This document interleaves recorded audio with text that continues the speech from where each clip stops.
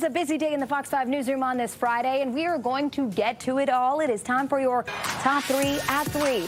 Talking everything from portable classrooms to parents blaming therapy for their estranged kids. But we're kicking it off with the big story of the day.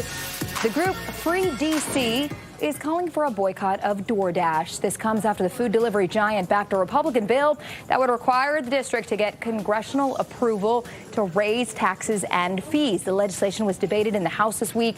It is one of many pieces of legislation that lawmakers tackled in their mad dash before going on recess this weekend. To get insight on this, joined by Riley Rogerson, House leadership reporter for Politico. Good to see you, Riley. Thanks for having me. Good to see you. Okay, so break it down for folks who are just catching up. This has been in the headlines all week. Congress wants to get involved in how D.C. raises taxes, cuts taxes, and where does Doordash even get involved in all of this?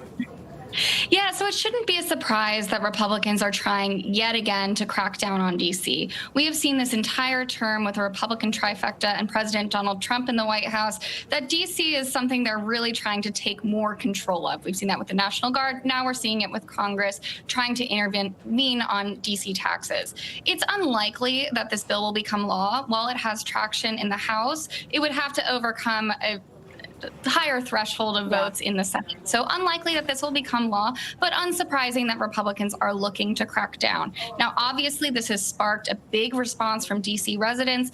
Doordash backed this Republican-sponsored bill. So D.C. residents many of them are boycotting Doordash. And it's not a surprise that this is gotten a big response. You know, people will definitely try to vote with their pocketbooks, and we know how much D.C. residents use Doordash. One of the things was that council was trying to add this 20-cent fee or tax onto Doordash deliveries. That is kind of where their involvement comes in. For D.C. leaderships, they're saying, listen, Congress, you can't even handle your own budget. We do fine balancing ours. Kind of stay in your lane. Right. And what I think is also interesting to watch in this space is that D.C. is now poised to have a new representative in Congress who's going to be a very vocal participant on fights like this, and that's Robert White. We know Eleanor Norton Holmes. She's been a huge force and voice for the city in Congress, but has gotten much older. So it will be interesting to watch this space, especially going into next term when Democrats and D.C. residents have a big new voice in Robert White to push back on Republicans. Yeah, and as you said, this space is an uphill battle. So it sometimes seems like, what are we even doing here when we have many more pressing matters? So I want to talk about that a little bit. The House is going on recess for a long bit. Today likely is going to be their last day on the Hill. What do they need to accomplish in the next few hours? Yeah, so the House has left the Capitol Hill. They had an extremely busy week, tackled a ton of different pieces of legislation, much of it having to do with the war in Iran. House Republicans backed a party line bill to approve about $80 billion to back that Iran war, also $10 billion for election security. There was another bill that restricts members of Congress from buying and selling stocks. There was more legislation. It goes on and on. It was an incredibly busy week. There's 2 weeks left for the Senate. They will still be in session. And the challenge for them will be, do they pass these bills now that pass the House? They're going to be trying to tackle what we call a budget reconciliation bill that includes all these billions of dollars for Iran. It's very controversial, and we're going to watch this space before they leave Washington, D.C. as well. And what is the priority over the next 2 weeks? They have a lot to tackle, but they need to go in some sort of order of operations here, Riley. There is so much to get done. Part of what the Senate will be considering is they have a couple key nominations that have come over from the White House. One of them is the new Attorney General, Todd Blanche, and the next will be the top intelligence official, Jay Clayton. So those are important votes that the Senate is seeking to get done before their recess. Another huge priority, at least for the president, is a huge election security crackdown that he wants passed before the midterms. That has not gotten a particularly warm reception, even among Senate Republicans. It's called the Save America Act. So we'll see what they do. If they're able to pass that bill, it's probably unlikely, but that's not stopping President Trump from putting an immense amount of pressure on Senate senators, including in a Truth Social post today where he said this has to get done in the next 2 weeks. Yeah, so those weeks. are definitely top of mind for Majority Leader John Thune. Absolutely. 2 weeks left for the Senate. The House already on recess. Riley Rogerson, always good to see you. Thank you so much. Yeah, thanks for having me. All right, moving on. There is a land swap proposal from the federal government that could see several data centers built next to the Prince William Forest Park. The idea would involve wetlands and conservation groups. Well, they're sounding the alarm. So let's bring in Potomac local founder and publisher Uriah Kaiser for more on this. Uriah, good to see you. If it's another day, it's another data center debate. Happy Friday, Homa. Prince William Forest Park, I've been camping there. It's a great place to go take a hike, do some backcountry hiking to forget that you're in the middle of the Northern Virginia hustle and bustle. But if these data centers become a reality at Prince William Forest Park, well, then you're just going to be back in Northern Virginia. What they're proposing here is to take 73 acres of wetlands and swap it with 36 acres of park. And essentially what the Prince William Times is reporting here is that the wetlands, they're undevelopable. But the 36 acres of parkland, you could put several data centers in there, and that would support somebody who wants a developer that wants to build Quantico Ridge. That's a long talked about data center development. They withdrew their plans initially, but from Prince William County, which will have to take a final vote on this to designate the land for data centers. But they still have a part of their application to build called a comprehensive plan amendment. That's still in there.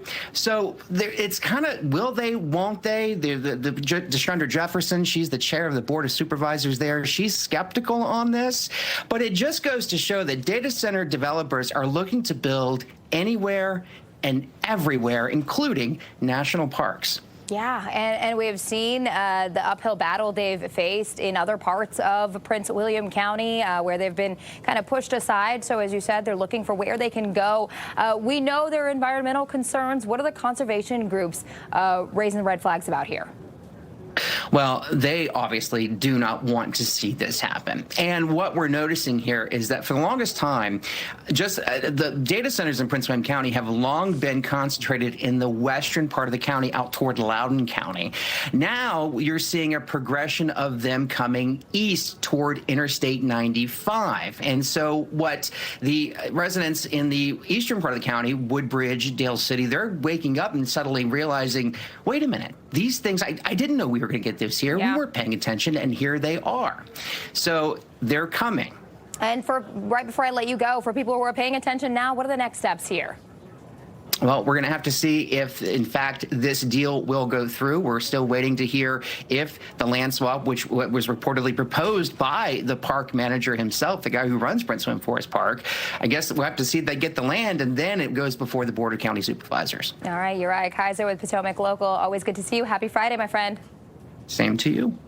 Okay, moving on. New school boundaries in Montgomery County would mean saying goodbye to portable classrooms used by many students. The Banner reports it is welcome news for a lot of parents who have long voiced their frustration. So we're going to bring in Mr. Moco himself, Alex Ronis, with the Moco Show to talk about this. Alex, we were talking about this earlier. You were in portables in MCPS back in the 80s. So here we still are many, many years later. Yeah, so it's something that hasn't changed. No matter if the population went up or if it went down, no matter what happened, we've always had these portables. Right now, the population's slightly going down. So even with the redistricting, which is kind of there to alleviate this crowding, I think there's always going to be portables. And one of the things with this, like putting money into it, is that at least we want these portables to have bathrooms. We don't want the kids to have to leave the portable and be outside for any period of time on their way to the building to go to the bathroom. So we want to invest in these portables or, kind of put money into them because they're always going to be there. I don't think they're ever going anywhere. When we talk about these portables, 60% of them are in the elementaries across Montgomery County, which we just went through redistricting and rezoning with the high schools. Now we're going to do it at the elementary school level.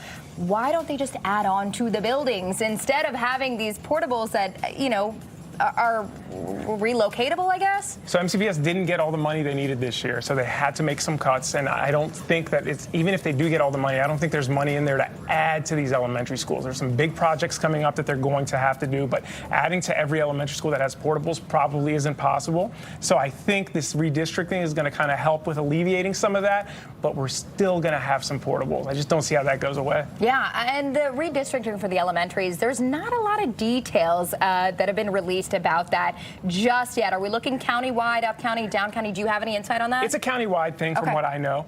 There's no details, though, so I couldn't tell you, what's going to happen where. But if your school's overcrowded, chances are it's not going to be as overcrowded in the future.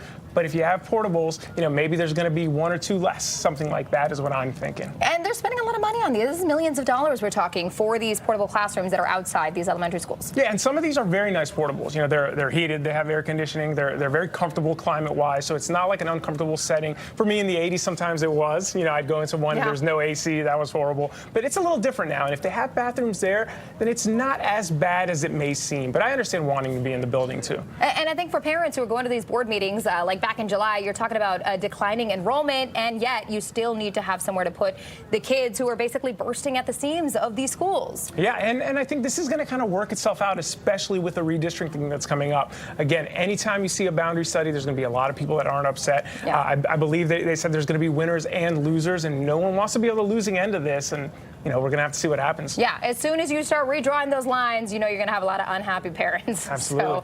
So they'll be dealing with that. Mr. Boko, thank you so much. Alex Soronis for the Moco Show. Check him out. You can stay up to date on everything going on with Montgomery County. We're going to take a quick break. DMV Zone is back right after this. Thank you.